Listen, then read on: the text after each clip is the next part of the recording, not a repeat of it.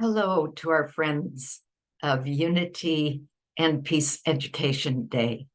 I am Tezekiah Gabriel of Pathways to Peace. I'd like to share a little bit about a very new program that we are launching that is so near and dear to us, and I think to all of you. It is the Girls' Shelter in the Republic of Guinea. We have been working with our Guinean partners for about a year. The name of the organization in Guinea that we're partnering with is War Against Poverty. They are incredible.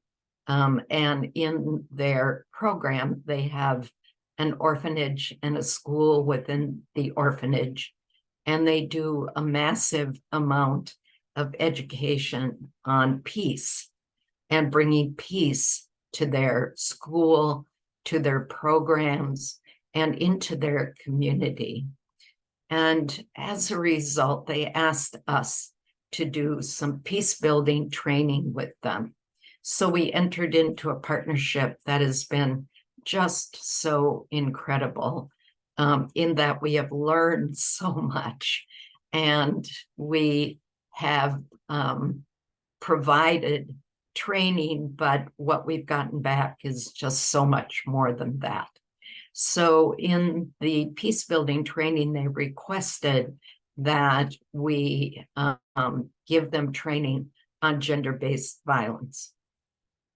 They really had a strong desire to educate their community on gender-based violence. And the issues that they identified were threefold.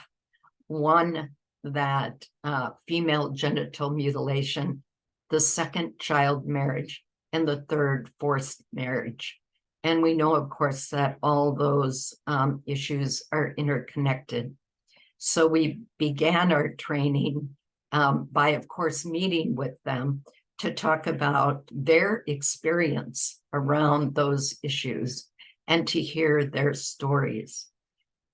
So in that process, our partners, led by Sylvanus Bangura, who is the head of War Against Poverty, our partners told us stories about girls who had come forward, had been so brave and courageous to come forward because they had said no to their families around female genital mutilation, and now were forced out of their homes. They came to our partners who had done community education on this topic, which gave the girls the courage to come forward. So they came back to our partners as young girls who were homeless. When we heard those stories, my heart broke open even now. Yes. And I felt that we could not turn a blind eye with these girls. And our partners told us that they had had a vision for a long time for a house that girls could come to when they said no to being cut, as they say, or experiencing this brutal practice of female genital mutilation, and also those who were child brides and said no to being a child bride.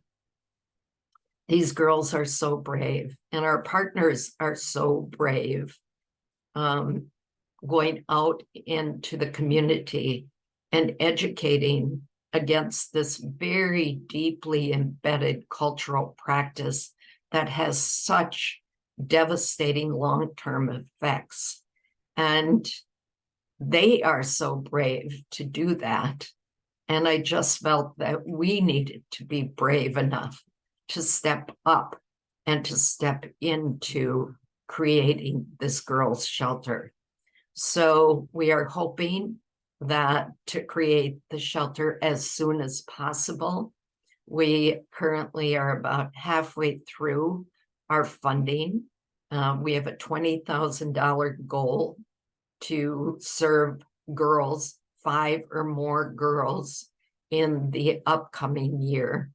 And $20,000 feels like such a small amount. So funds are coming in so that we can do this.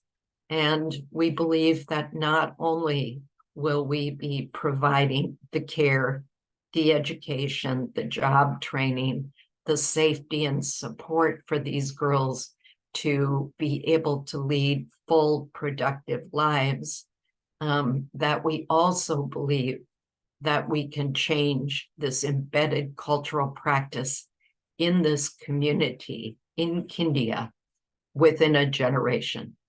And so I wanted to share that information. You can find that information, the backstory videos of one of the girls, as well as the head of War Against Poverty, who is Sylvanas Bangura. You'll see very brief videos there and get an update on where we're at with the shelter. The Pathways to Peace website is pathwaystopeace.org, all lowercase letters. So thank you for listening. I hope in some way, shape, or form, giving hope to these girls touches your heart. It certainly has touched ours. Thank you.